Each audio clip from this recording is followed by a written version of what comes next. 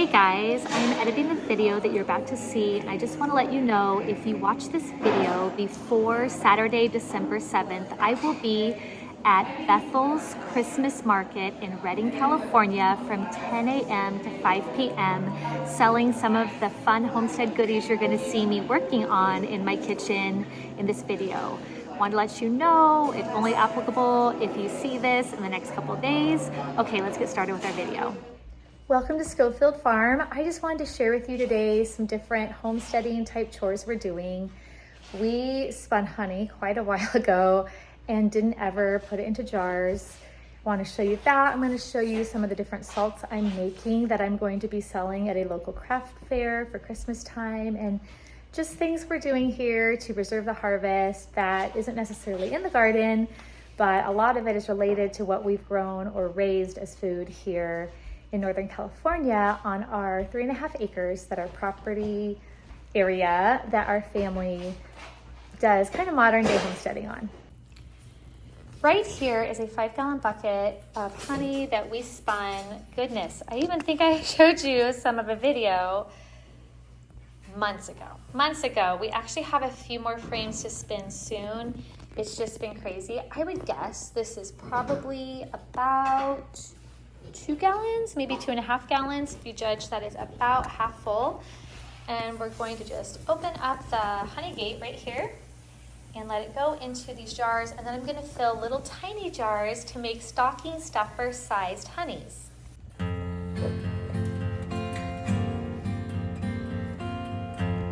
wondering how good the flow is because we've let it kind of just sit in there so long and it's pretty cold in our house, but it's doing pretty well. Better than I anticipated.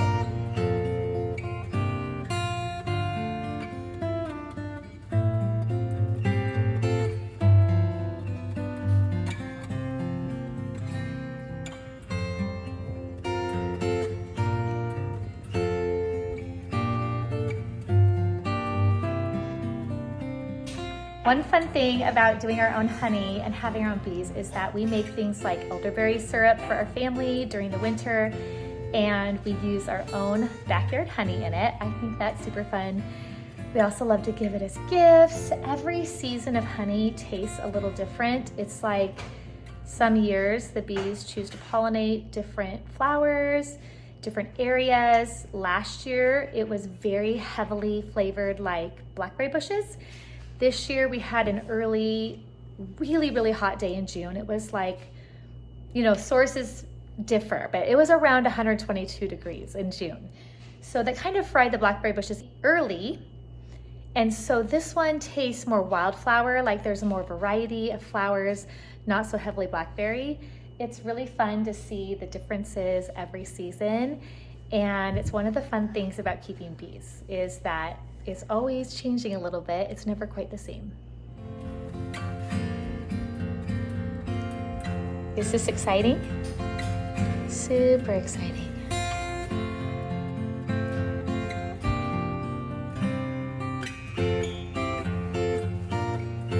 We have more honey to spin for a very unfortunate reason. We went and checked our hives a few weeks ago to winterize them.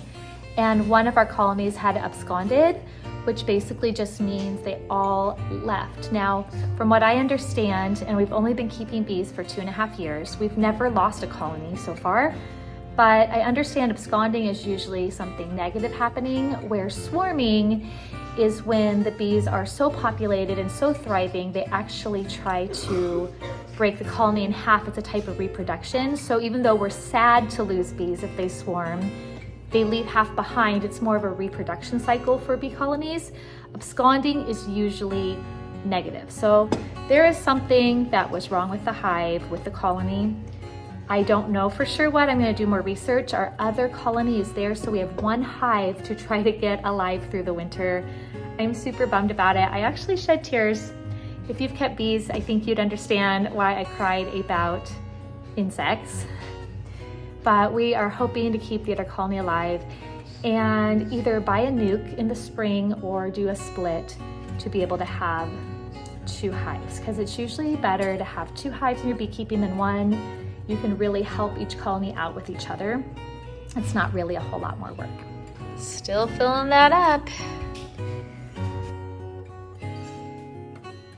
It's a nice rich gold color this year. My son was commenting how it seems like a darker gold than we've had the last 2 harvest seasons. And I agree.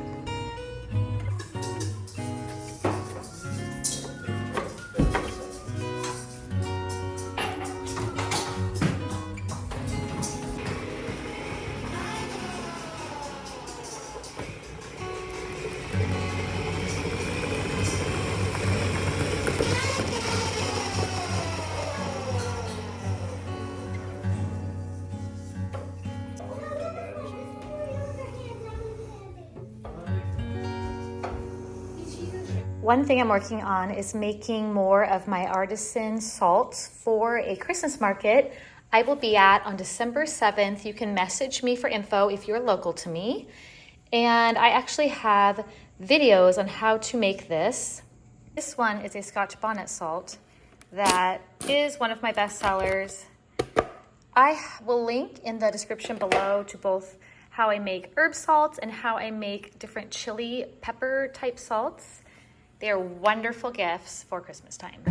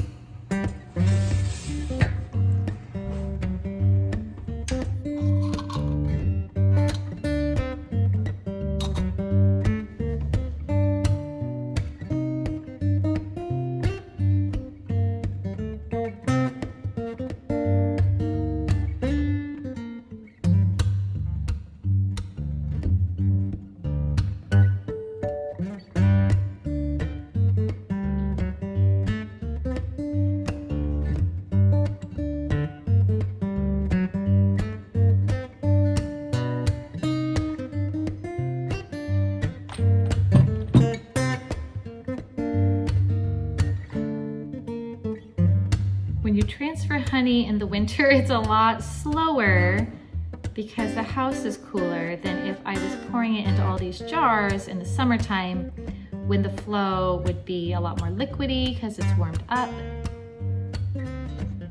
These are novelty size honey jars that we like to fill and sell at a local Christmas market. I sell them primarily to be like stocking stuffers. I include a little honey dipper and I decorate them nicely with tied twine. It's fun novelty, it's pretty, it's some local product when you're shopping local for people you love. And I actually love to give this size as well.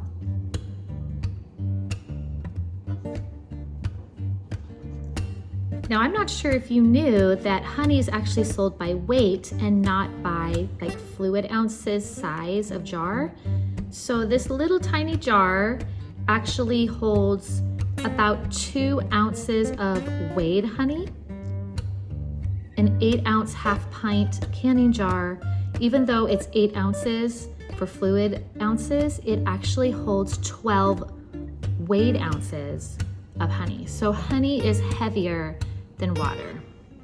This is just one of the Homestead Chores that I am doing. As you can see, it's super slow. If I put this jar of honey into a bowl of water, warm water, it would probably speed up the flow here, and I might do that just for time's sake. Okay, just because I need to make this flow a little better, I'm going to show you. You put honey into warm water. I'll leave it there. It's a little hotter than I would do if it was like solid. It will make the flow way better and help me fill all of these jars over here a whole lot faster than it is filling right now. Another inside homestead food preservation type chore I'm doing is we ripened all these tomatoes. I even have some on the shelves in my bedroom. Inside. All of them or this green when we brought them in. And this is one I actually just brought in, my son brought in a couple days ago.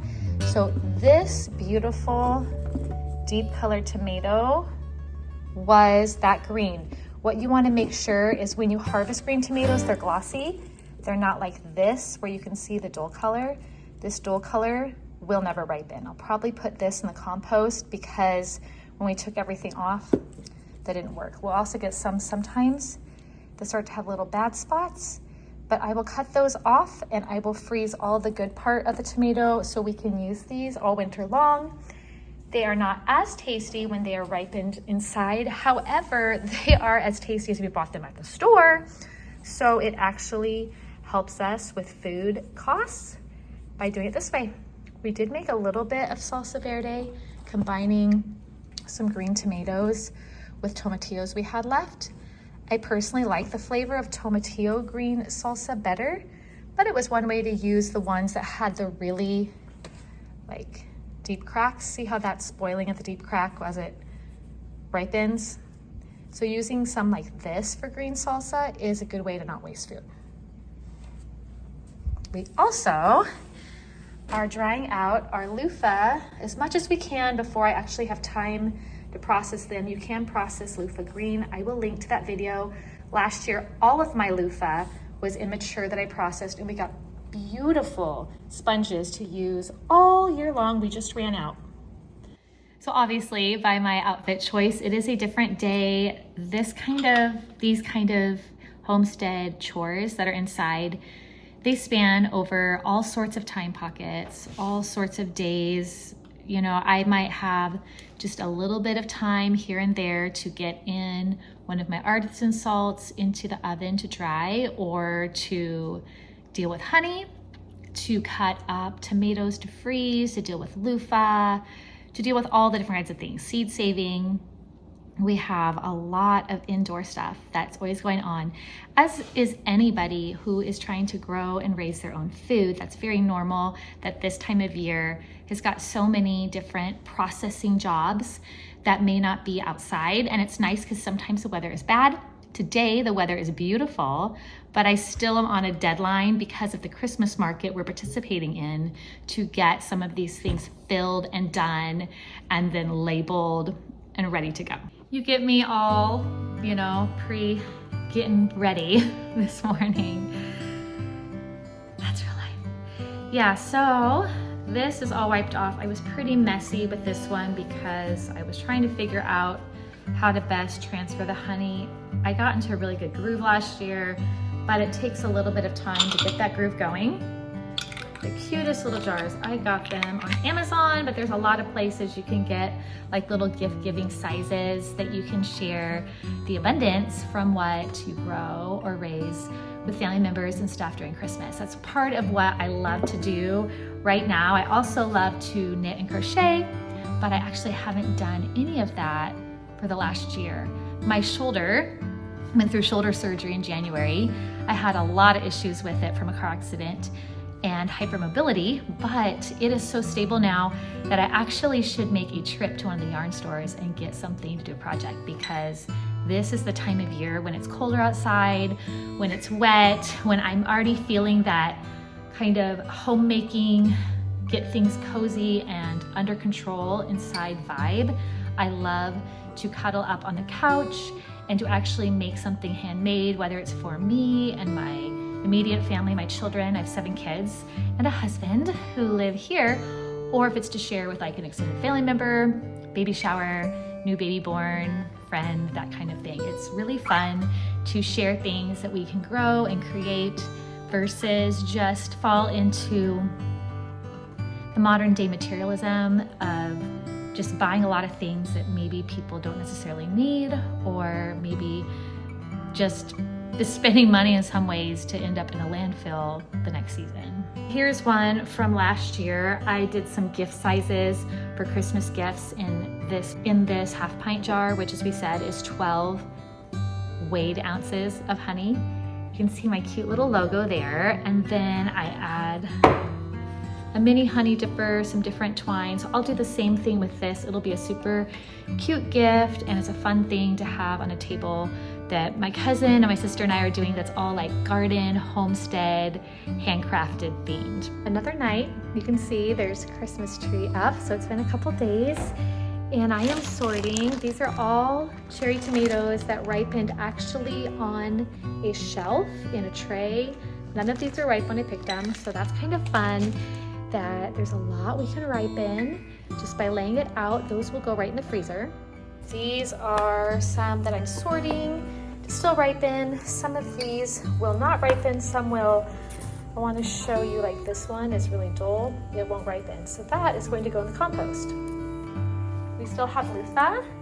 We have a lot of pumpkins, a lot that my cousin gave me from her Thanksgiving decorations, a few that I grew, a lot of tomatoes. All of these have ripened on the counter. None of these were ripe when we picked them. We have some peppers up there, more peppers, just lots of garlic and winter squash, dehydrator, honey that was successfully spun. We used a heat gun, looks great. We gotta filter that in a paint strainer bag. More winter squash and pumpkins, all sorts of herbs and stuff that I have slowly dehydrated over time. I want to save seed from those tomatoes. I need to actually deal with it. Yeah, this is like homesteading life. Another thing I'm gonna do is use this. I'm going to make honey straws for that little Christmas market that we're going to do. If you watch this video before December 7th, then you would be able to come. But I make little honey straws with our own honey. I looked it up on another YouTube video, so if it's successful, maybe I'll make a video about it in the future, but I'm just gonna experiment right now and see how it works. I need to sign off. I've been doing a lot of different homestead stuff over the last several days, and I hope just kind of showing you a little bit here and there of what we're doing all the time when we're not making videos or not in the garden. Maybe it's inspiring or encouraging or relatable to you. Even the mess back behind me, super relatable, I think, when I see other people that live just normal, real lives, trying to fit things in where they can.